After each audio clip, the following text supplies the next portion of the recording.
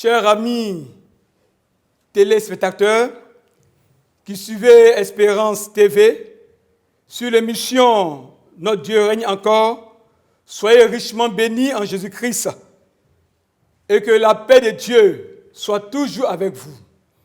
Amen. Notre exhortation de ce jour se trouve dans le livre des Exodes, le chapitre 14, et nous lirons du verset 10 jusqu'au verset 17. Mais bien avant, prions le Seigneur. Béni sois-tu, notre Dieu, notre Père, parce qu'il t'a plu de nous accorder la vie en ce jour et de nous permettre de nous connecter, Seigneur, à ta parole. Viens, dispose les cœurs de tous tes enfants à travers le monde entier, afin qu'ils reçoivent en ce jour ta grâce au nom de Jésus-Christ. Amen.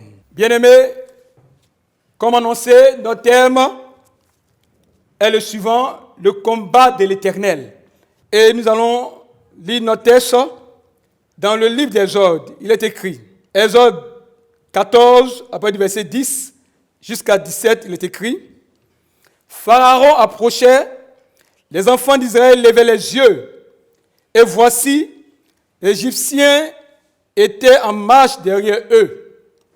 Et les enfants d'Israël eurent une grande frayeur et criaient à l'Éternel. Il dit à Moïse, n'avait-il pas des sépulcres en Égypte, sans qu'il eût besoin de nous mener mourir au désert? Que nous as-tu fait en nous faisant sortir d'Égypte? N'est-ce pas là ce que nous te disions en Égypte? Laisse-nous servir les Égyptiens, car nous aimons mieux servir les Égyptiens que de mourir au désert. Moïse répondit au peuple, ne craignez rien, restez en place et regardez la délivrance que l'Éternel va vous accorder en ce jour. Car les Égyptiens que vous voyez aujourd'hui, vous ne les verrez plus jamais. L'Éternel combattra pour vous et vous gardez le silence. L'Éternel dit à Moïse, pourquoi ces cris? Parle aux enfants d'Israël et qu'ils marchent. Toi, lève ta verge, étends ta main sur la mer et fends-la. Et les enfants d'Israël entreront au milieu de la mer à sec. Et moi, je vais endurcir le cœur des Égyptiens pour qu'ils y entrent après eux. Et Pharaon et toute son armée, ses chars et ses cavaliers feront éclater ma gloire. Amen. Bien-aimés,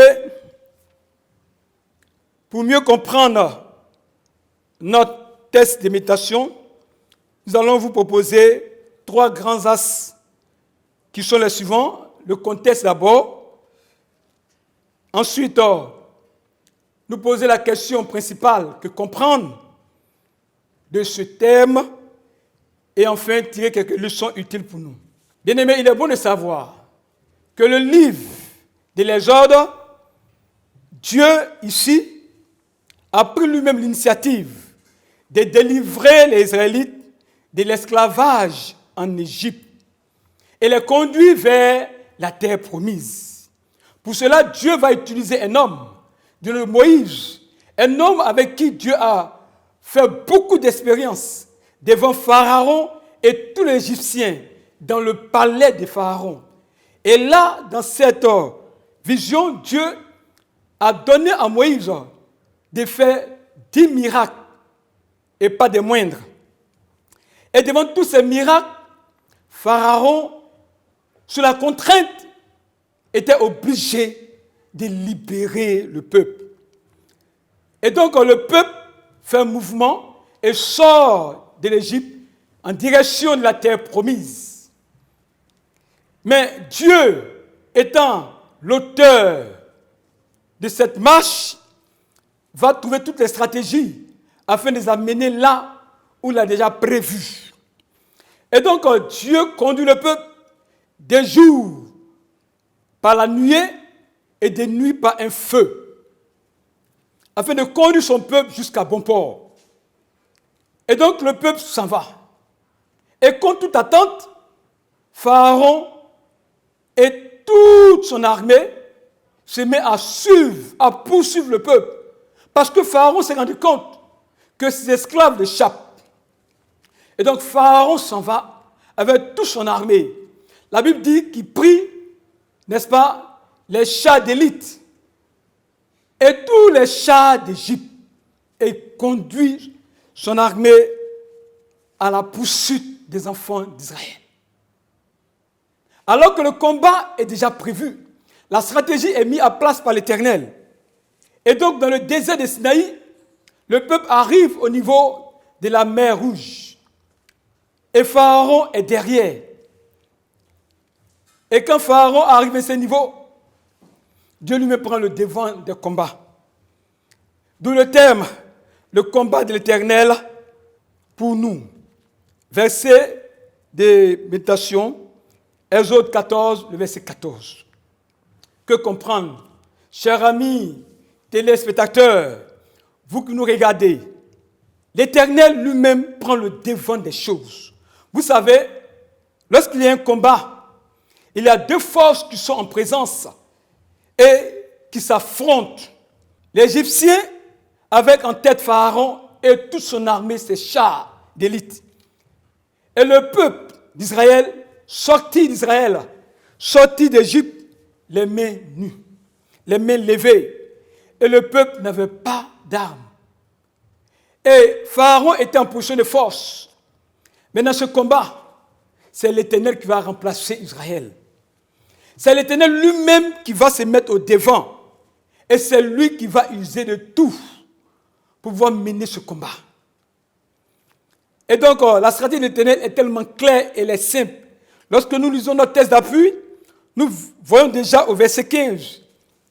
Il est dit là que l'Éternel dit à Moïse, pourquoi ces cris? Parle aux enfants d'Israël et qu'ils marchent. C'est le rôle du peuple. Le premier rôle du peuple, c'est ça, marcher à la voix de l'Éternel. Et donc le peuple a fait une faute grave. Ils ont jeté un coup d'œil en arrière. Or, c'est ce qu'il ne fallait pas faire. Et ils ont vu Pharaon et toute son armée en train de venir à grands pas foncer sur eux. Et le peuple a commencé à s'alarmer, à crier, à tel enseigne que Moïse, dans sa sérénité de leader, va rassurer le peuple. Il dit au peuple, marchez, marchez, ne vous inquiétez rien. Regardez seulement et vous verrez la délivrance que l'Éternel lui-même vous accorde. Et à Moïse de dire, l'Éternel combattra pour vous. Et vous, gardez le silence. Et soyez sereins, marchez. Marchez. Parce que le fait de regarder en arrière peut vous attirer des malédictions.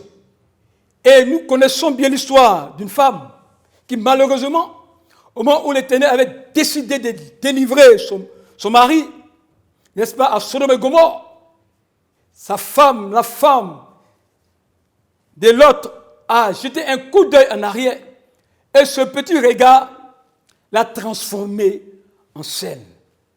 Dieu l'a réduit en un instant en une statue de sel. Mais pour le cas d'Israël, Dieu n'a pas voulu cela. Mais Dieu lui-même prend le devant des choses. Et comme la parole dit, et lui-même le déclare, il conserve son amour. Oui, Dieu conserve son amour et ne pénalise pas le peuple. Et donc, le peuple a pour rôle de seulement aller de l'avant, de foncer, d'aller de l'avant. Quelqu'un pourrait dire, allons seulement, avançons tout joyeux vers le pays, vers la terre de promesses. Et c'est la première stratégie que l'Éternel utilise. La seconde stratégie, le rôle du leader. L'Éternel utilise Moïse, cet homme, avec qui il a partagé ses miracles et ses prodiges dans le palais, je le répète, de Pharaon en Égypte. Ici, Dieu dit à Moïse, toi, lève ta verge et tends la main mer est fin là. Et les enfants d'Israël entreront au milieu de la mer. Oui, le leader, Moïse ici, est un homme charismatique. Au moment où le peuple s'alarmait, Moïse rassure. C'est ça le leader. C'est celui qui ne s'alarme pas, mais qui rassure ses troupes, qui rassure son peuple, qui est devant et qui leur donne de la confiance. Il les galvanise même, parce que le leader, c'est son rôle, de pouvoir rassurer tout son peuple. C'est la seconde stratégie que Dieu donne. Effectivement, Moïse a reçu son pari. Moïse était à l'écoute de Dieu. Moïse a exécuté les ordres de l'Éternel et Moïse a agi en conséquence en faisant exactement ce que Dieu a ordonné. En troisième position, le rôle de l'Éternel lui-même. Oui, le rôle de l'Éternel lui-même. Au verset 17, il est dit, « Et moi, je vais endurcir le cœur des Égyptiens pour qu'ils y entrent après eux, et Pharaon et toute son armée, ses chars et ses cavaliers vont faire éclater ma gloire. » Oui, l'Éternel combat pour nous. L'Éternel est celui qui combat pour toi. L'Éternel est celui qui combat pour notre nation. L'Éternel est celui qui combat pour l'Afrique. L'Éternel est celui qui combat pour le monde entier. Oui, Dieu est au début et il est à la fin du combat. Il est celui qui conduit le peuple. C'est celui qui met en place toutes les stratégies. Vous savez, quand le peuple partait, Dieu avait déjà tout prévu. Les amis, dans une position tellement stratégique où le peuple ne pouvait pas aller à gauche ni à droite parce qu'il y avait des montagnes. Le peuple ne pouvait pas avancer parce qu'il y a la mer Rouge. Le peuple ne pouvait plus reculer parce qu'il y avait Pharaon et son armée qui venaient à grands pas. À qui donc va se confier ce peuple? Ce peuple, à travers son leader Moïse, va regarder là-haut et Dieu va se manifester. Dieu va se manifester et va prendre lui-même le devant des choses, afin que le peuple reconnaisse qu'il n'y a pas d'autre Dieu ailleurs. Oui, chers amis téléspectateurs, il n'y a pas d'autre Dieu ailleurs. Seul l'Éternel est Dieu. Il prend différents noms. Et ici, il s'appelle l'Éternel des armées. Le Dieu qui combat pour nous. Il n'a pas changé. Il est Jéhovah Sabaoth, le Dieu qui combat. Mon frère, ma soeur, devant tes problèmes, laisse-moi te donner cette révélation. Confie ton problème à l'Éternel et lui me combattra pour toi. Quel que soit le problème, les hommes peuvent essayer, mais ne pourront pas te satisfaire. Mais si l'Éternel combat pour toi, sois rassuré. Parce qu'il est dit que celui qui demeure sous l'abri du Très-Haut repose à l'ombre du Tout-Puissant. Oui. Es-tu prêt, mon frère? Es-tu prête, ma soeur, à confier ton sort à l'Éternel? Je te dis, c'est le meilleur des meilleurs. Son nom est l'Éternel. Il n'a pas changé. S'il a fait ça pour Israël autrefois, esclave en Égypte, il peut le faire encore pour tous ces peuples, oui, qui sont à la recherche de la délivrance. Pour toutes ces personnes qui sont à la recherche de la délivrance. Oui, bien-aimés, l'Éternel est pour nous un refuge.